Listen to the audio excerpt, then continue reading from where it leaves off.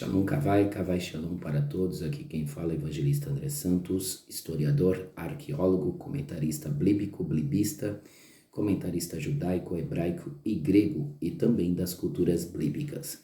Também somos comentarista da etimologia e da mitologia bíblica, como também comentarista da exegese avançada, como também da hermenêutica avançada.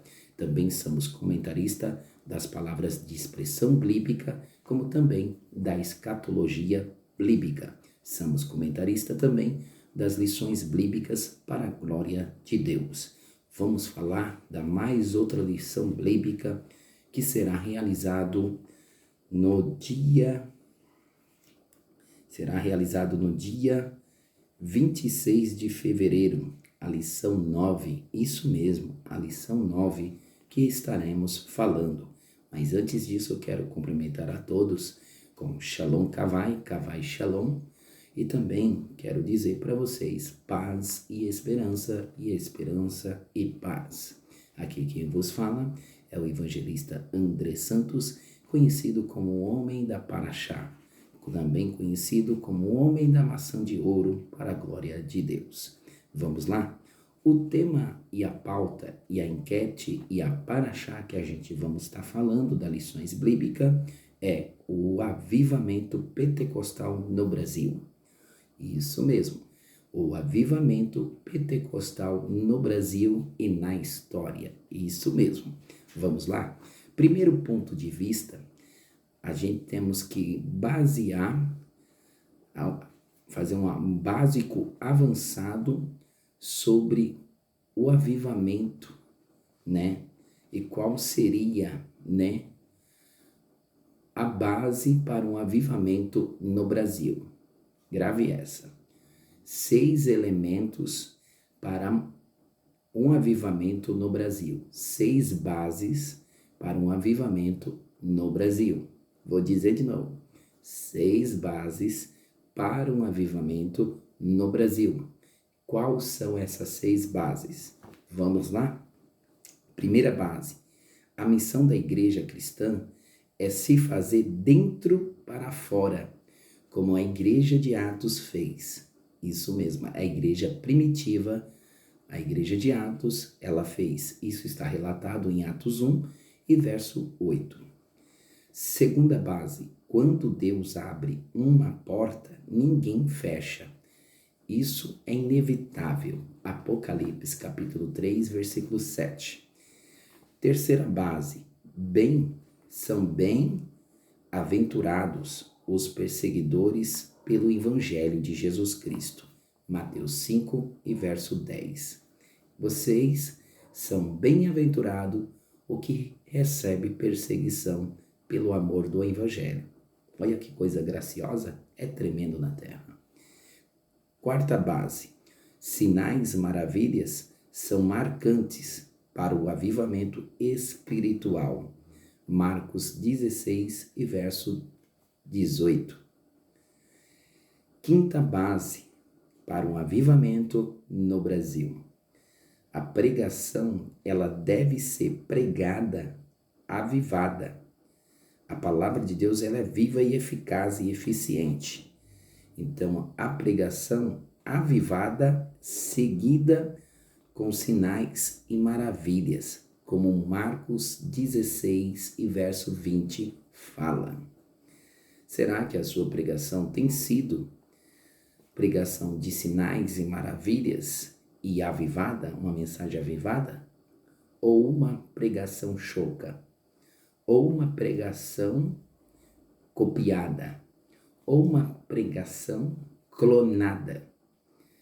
Mas quando há uma pregação que há um trabalho de prática, descer na oração, descer na palavra, observar a palavra, comer a palavra, beber a palavra, a fonte, e comer do pão da vida, aí sim vem o avivamento forte. Sexta base. O avivamento se confirma em demonstração do Espírito Santo com poder. Então, o avivamento nunca acontece se não tiver demonstração do Espírito Santo e o poder de Deus. Isso está relatado em 1 Coríntios, capítulo 2 e versículo 4. Segundo ponto de vista, para um avivamento no Brasil, na história brasileira, para ser eficaz e eficiente, devemos entender que ele já capacitou com poder e sinais e maravilhas para fazer grandes obras em nosso país por meio do avivamento pentecostal e através do seu santo nome. Então, Jesus já deu, essa autoridade para nós. Por isso que a Bíblia diz: e eu dei poderes para vocês, e em meu nome farão grandes sinais e até sinais maiores do que o meu, no meu nome. Olha que coisa graciosa. Esse é o verdadeiro avivamento pentecostal para o Brasil. Só que devemos praticá-lo com força, para a graça de Deus. Qual seriam as 3 características? Quais são elas? Para um avivamento no Brasil, quais seriam as 3 características para um avivamento pentecostal no Brasil? Primeira característica, mostrar que o movimento de Atos do Apóstolo não cessou o poder, e a respeito do Espírito Santo de Deus no Brasil. Segunda característica, pontuar o nascimento do novo movimento pentecostal, que é a igreja primitiva, a igreja de Atos. Terceira característica é a expansão do avivamento pentecostal, como se diz em Atos dos Apóstolos, quando eles receberam poder, e fogo, eles expandiram naquele mesmo momento, expandiu, e a Bíblia diz que olhavam para eles e eles recebiam, eram sapecados, e contagiante. Agora eu aprendo uma coisa, você sabia que o poder de Deus, o poder do Espírito Santo e o poder de Deus é contagiante? Porque quando a promessa de Deus desce na vida de alguém que está na esperança e esperando a sua promessa do Espírito Santo, o Espírito Santo contagia, Jesus contagia, o poder de Deus contagia. Então, pega essa visão, aleluia.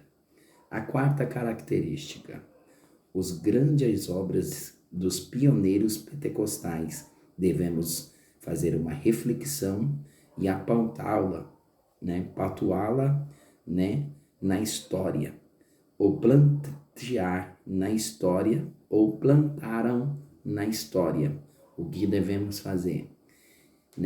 Plantear, ou observar essas grandes pioneiros da obra pentecostal e fazer uso, como eles fizeram antepassados. Terceiro ponto de vista, qual é o nome dos dons? O dom ao homem veio através dos Estados Unidos. 2 homens que vieram dos Estados Unidos. Qual é o nome dos 2 homens que veio dos Estados Unidos? São 2 missionários. Primeiro, são 2 missionários. E os nomes deles é Daniel Berger, Gunnar Wigner, chegaram na terra brasileira no ano de 1910. São 2 missionários suecos que chegaram dos Estados Unidos para trazer o Espírito Santo, o poder pentecostal para nossas vidas. 2 coisas na vida dos missionários que eles tinham em suas mãos: experiência de salvação e o batismo com o Espírito Santo. Então, Daniel Berg e Gunnar Wigner tinham experiência de salvação e também tinham o batismo do Espírito Santo, que isso é contagiante e gerador nas nossas vidas. Temos que ser geradores de salvação e geradores, de batismo do Espírito Santo. pega essa outra visão, essa maçã de ouro que eu acabei de liberar para você aí do outro lado que tem visto esse vídeo. Em Atos 19, vemos que essas duas experiências é muito notável, como no dia 19 de novembro de 1910, no século XX, na Igreja Histórica Tradicional. Quarto ponto de vista, a pregação do missionário Daniel Berg e as pregações trazia grande atenção nas igrejas tradicionais e causava incômodo.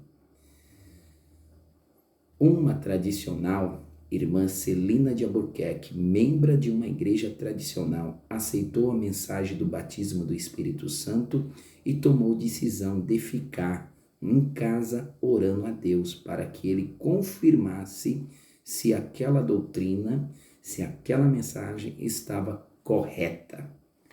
Será que hoje a gente fazemos isso? Fazemos uma reflexão sobre isso. Se a gente fazemos isso, você receber a mensagem e fazer uma reflexão em casa. Ultimamente, na nossa geração, ninguém quer mais fazer uma reflexão pela mensagem que foi semediada naquela noite ou naquele momento. Então, devemos, por o bom cristão, fazer essa reflexão, que nem essa Celina de Albuquerque. Ela fez uma reflexão. Se ela não tivesse feito a reflexão, ela não tinha recebido. Então, cabe nós se esforçarmos e fazer uma reflexão para um grande despertamento em nossas vidas. Então, ela ficou em casa, estudando aquela palavra, se ela era correta ou aquela doutrina era correta. Celina de Albuquerque recebe os dons de Deus e, por isso, é considerada a primeira brasileira batizada no Espírito Santo. Olha só que coisa interessante. Aí pega feio para nós, que nós somos homens, A primeira mulher brasileira ser batizada no Espírito Santo. Agora observa, você mulher, você jovem, você moça, olha o valor que você tem. Através de Celina Albuquerque, foi contagiante, foi a primeira mulher brasileira a receber o Espírito Santo. Aí vem uma pergunta que não me deixa calar. E aí, e o homem? A mulher, ela deu lugar e ela foi e ela recebeu a Celina de Albuquerque, a primeira batizada no Espírito Santo. É até uma vergonha para nós, homens, mas fica essa reflexão para você do outro lado. No Brasil, houve um chamado de Deus para um povo vivenciar a plenitude do Espírito Santo. O inimigo da obra tentaram impedir Daniel Berg e Gunnar Winding de continuar pregando e batizando nas pessoas. Diz a história que uma pessoa sacou um punhal para investir contra os dois missionários, mas foi a Celina Albuquerque que impediu o crime de jogar-se na frente dos miliantes que estavam com uma faca, um punhal para matar Daniel Berg e o seu companheiro. Olha que coisa tremenda. Quem tem o Espírito Santo tem coragem. Quem tem o Espírito Santo enfrenta o inimigo frente a frente. Então pega para você essa aí. E foi a irmã Celina que impediu o crime de se jogando-se na frente do miliante em uma casa da pregação, foi cercada e apredejada. O nascimento do novo movimento no Brasil teve pregações pentecostais e um crescimento, mas também perseguições diante das curas divinas e os dons espirituais naqueles momentos, naquelas noites também. Segundo o dado do IBGE, que significa Instituto Brasileiro Geográfico de Estética, informa no país que era mais de 42 milhões de pessoas evangélicas pelo poder deste evangelho. Olha só que coisa linda. Quinto ponto de vista, o avivamento. No solo brasileiro, o dominava o cenário religioso e era o sistema de doutrina da igreja histórica, que não admitia o batismo do Espírito Santo, mas havia sinais evidentes. Sexto ponto de vista, de acordo com o contexto de Atos 19, verso 1 até o 7, Efésio foi batizado e o Senhor Jesus, olha só, através da sua mensagem, se repetiu à terra brasileira a experiência gloriosa de Atos dos Apóstolos na terra brasileira. A pregação do missionário chamou a atenção. A igreja tradicional, por causa que incomodava, e muitas pessoas aceitavam a salvação e o batismo do Espírito Santo. Olha que coisa linda.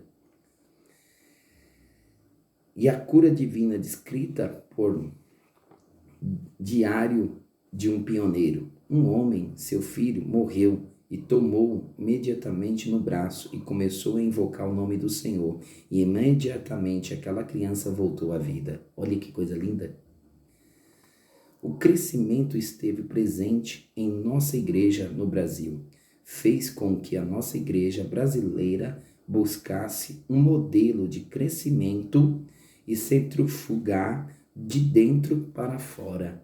Então, meus amados irmãos, este é o sentido do avivamento pentecostal no Brasil. É esta formalidade, é essa forma, essas informações que traz as lições bíblicas da CPAD. Então, este é o tema, cujo tema é o avivamento pentecostal no Brasil na história, a lição 9, que será realizada no dia 26 de fevereiro de 2023. Aqui quem vos fala é o evangelista André Santos, deixando todos com a paz do Senhor Jesus. Shalom!